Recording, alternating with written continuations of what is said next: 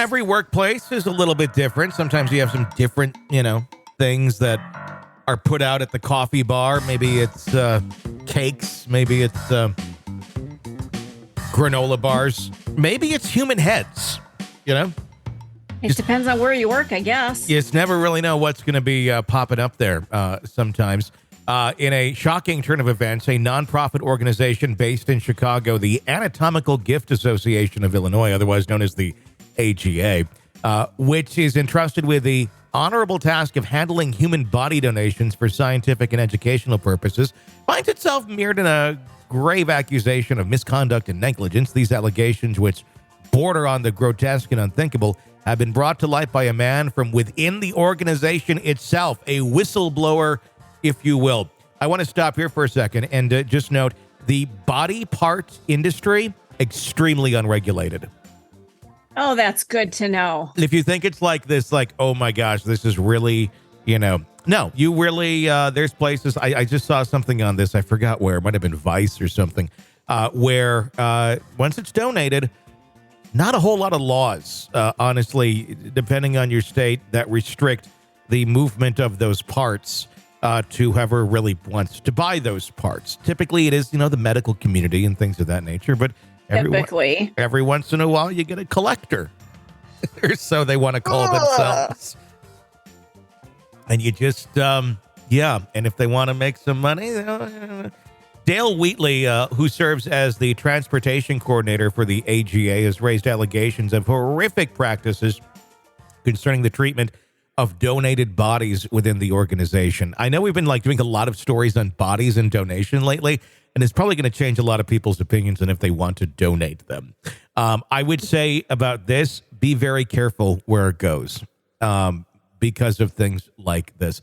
Although, hell, Harvard just got busted for their body donation thing, Yeah. So I guess it's, I don't know.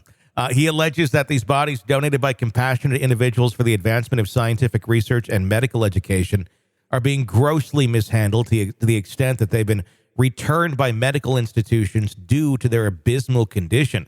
According to Wheatley, the state of these bodies is downright inhumane and unseemly. They're sending donors back because of mold and rot, bugs. It's deplorable, stated a visibly disturbed Wheatley, given a chilling account of the atrocities happening behind the closed doors at AGA. His allegations suggest that these bodies are not preserved in a respectful or dignified manner as expected and required by professional and ethical standards. The saga of accusations took an even deeper turn when Wheatley presented an unsettling visual. There's been instances where I've pulled donors from our storing room out of the racks and rats have chewed through the bottom of the bag. Through the feet, he claimed, recounting a gruesome experience. His revelations underline a scenario of shocking disregard for the deceased, prompting serious questions about the practices and standards maintained by the AGA over the years. David Fish, Wheatley's legal counsel for founding partner at Fish Potter Blanos PC, stood in full support of his client, emphasizing that donors should be assured of their bodies being treated with the utmost respect and dignity.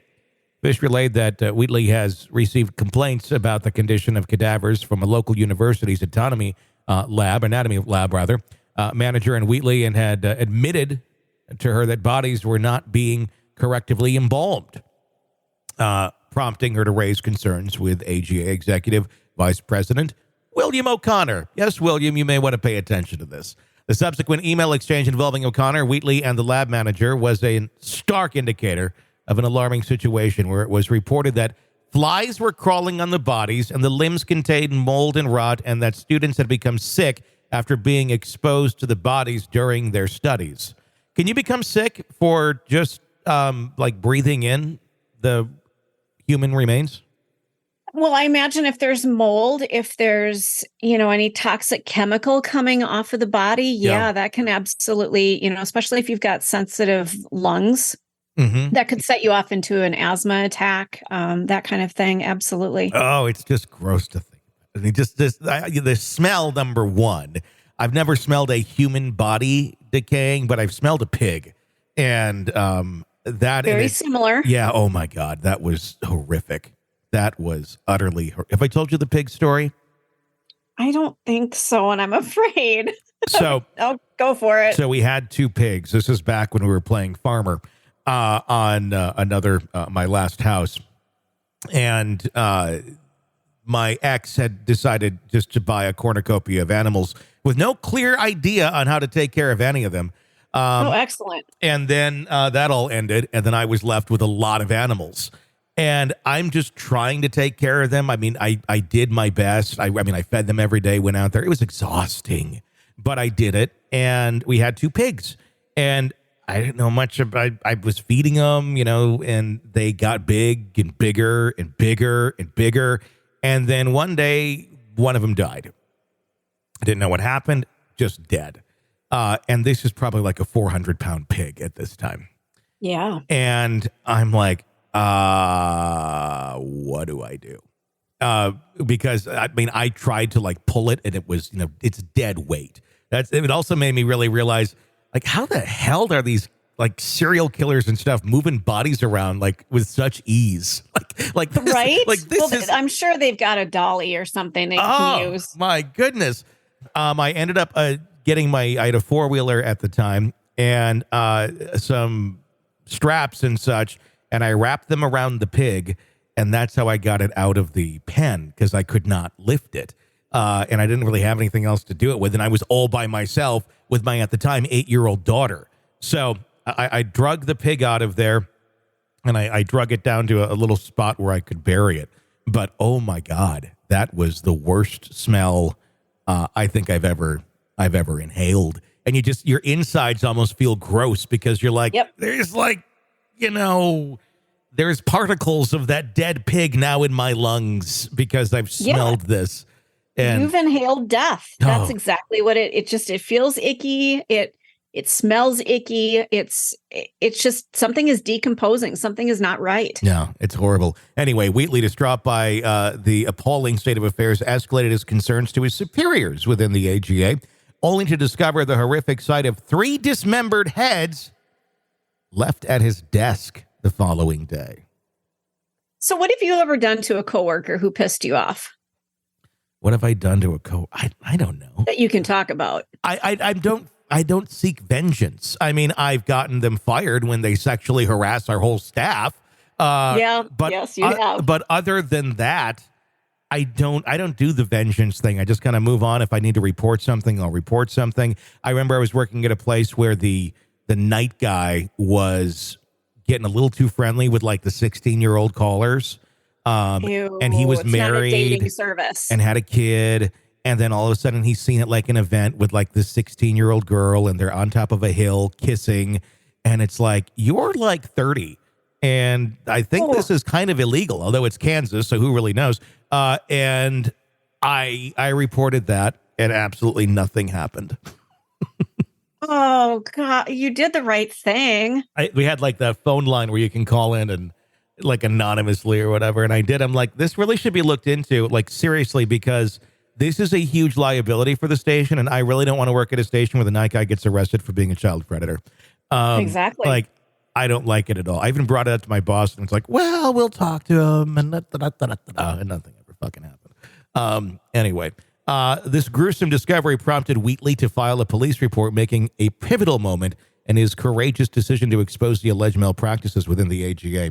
Should ask you the same question. What's the worst you've ever done to a coworker that you had a vengeance against?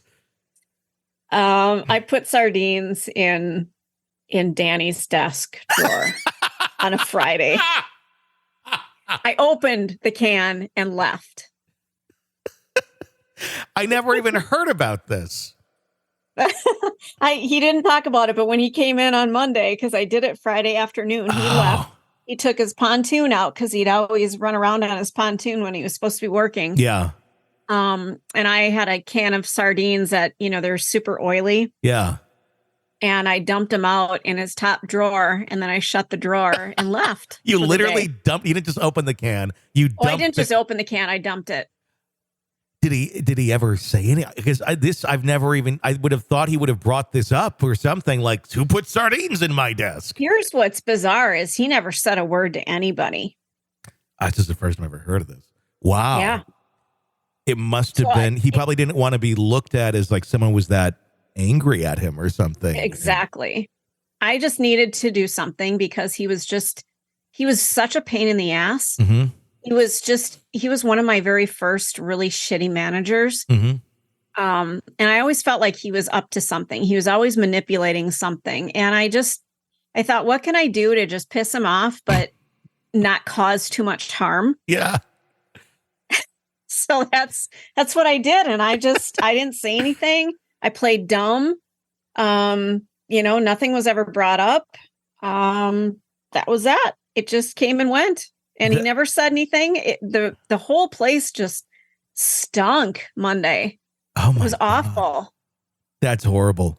I did a smell thing at a workplace. This was in Wichita. This was not out of vengeance by any means. This was just my own stupidity. I was watching, this was like early 2000s, Food Network was really big, and there was a lot of like the Anthony Bourdain going to different countries, eating weird things. And durian was talked about a lot. Now, durian's a fruit that you get in like Thailand and some of those type of countries. Okay. And people swear it's the most delicious thing on the planet, but it smells like a dead body when you open it up. And I went to an Asian grocery store that was down the road, and they had durian. I'm like, oh my gosh, because apparently it's like a lot of planes don't even allow you to carry it. There's all sorts of rules with it. So I bought some durian because I wanted to try it, and I tried it, and it tastes okay, not worth the smell though. And I stupidly put the rest of the container in the garbage can at the end of the hall where all the studios are. It was a covered can, like with a strong lid. It was like literally like a tin garbage can. And I thought, well, I'll shut the lid. That'll be good. And then I'm on the air on the other side of the building, and all of a sudden all these people are out in the hall, like looking around, like at the ceiling, like, what is that smell? And I walked out and I could smell it. I'm like, oh my God, it's the durian. And then I walked out, I'm like, and then everybody goes to the garbage can because they figure it out. They're like, what is this? Is there a dead animal in here? I'm like, oh, I had some durian at lunch. They're all like, what's durian? Oh my God. So, yeah. I just looked it up. It says it can be compared to raw sewage, rotting flesh, or smelly gym socks. I'd go with rotting flesh and smelly gym socks. Like, sewage would be an upgrade in the smell, quite honestly. That's... Anthony Bourdain once said that eating it, your breath will smell as if you'd been French kissing your dead grandmother. Yes, I would say that's probably accurate. That's probably very, very accurate. So if you ever want to get back at somebody, go get some durian at the Asian market and just, put it in somebody's desk and see what happens. Anyway, continuing with this, the allegations brought forth by Wheatley present a stark contrast to the AGA's public image. The association collaborates with at least 8 medical schools in the state, including, okay, this is creepy because this is kind of what we ran into just the other day when we're talking about Harvard. So these businesses supply this stuff. It's like their Cisco of body parts. It really is. Like, hey, look, we got some great scrotums this week. The association collaborates. Well, It's like, hey, come on down. We got something really great. It's proctologists need to look at this stuff. So, you've been looking for some scrotums, and I got some here in the back of the van. So, yeah, anyway, the allegations brought forth by Wheatley present that stark contrast. The association collaborates with at least 8 medical schools in the state, including Northwest University's Feinberg School of Medicine, and boasts of upholding the highest standards of responsiveness, respect, privacy, and security on its website. Yet, Wheatley insists that the reality is far from those lofty claims. He alleges that bodies are improperly embalmed and even brain removal procedures are not performed adequately, leaving bodies in deplorable conditions. Wheatley has come forward with these allegations not to cause sensationalism, but out of concern for the families who have chosen to donate their loved ones' bodies for scientific advancements. He expresses his heartfelt respect for these donors and emphasizes the need for their bodies to be treated with dignity. Fish, standing by Wheatley, confirms that they have requested an investigation by the AGA, into the AGA, by the Cook County Medical Examiner's Office, the Illinois Department of Public Health, and the Illinois Department of Financial and Professional Regulation. As of now, they have not initiated any legal action against the AGA, hoping the organization might clean up its act first. Because, yes, usually organizations that are in gross misconduct of how to handle something, they do a great job of self-policing because they did so good thus far. Why not expect them to start doing it now? Right. Multiple attempts were made to contact the AGA and its executive VP, William O'Connor, for a comment on these shocking allegations. However, after this report, no response has been received, deepening the shadows of suspicion around the alleged misdeeds of the AGA. That's terrible. So, just terrible. 3 heads on a desk is a pretty good get back at you thing in a workplace, though. That's horrible. Yeah, that's going to leave a mark. That's first of all, it is disparaging these donors. That's not a good use of their head. No. And second of all, that's a pretty aggressive thing to do to a coworker. Even though here I am talking about what I did with the sardines, I think it was just annoying and gross what I did. It wasn't threatening. Mm-hmm. But putting heads on somebody's desk, that feels threatening to me. It seems threatening, and I'm wondering if it's, a illegal in some way, shape, or form. I would imagine it probably is, but might be. I don't know. Their website isn't. It's not running as. Maybe somebody hacked their website. I don't know. They don't have a lot of great reviews, so to speak. Although it seems like a lot of people started leaving reviews after they heard the story of what's going on. But it's kind of in a seedy part of town.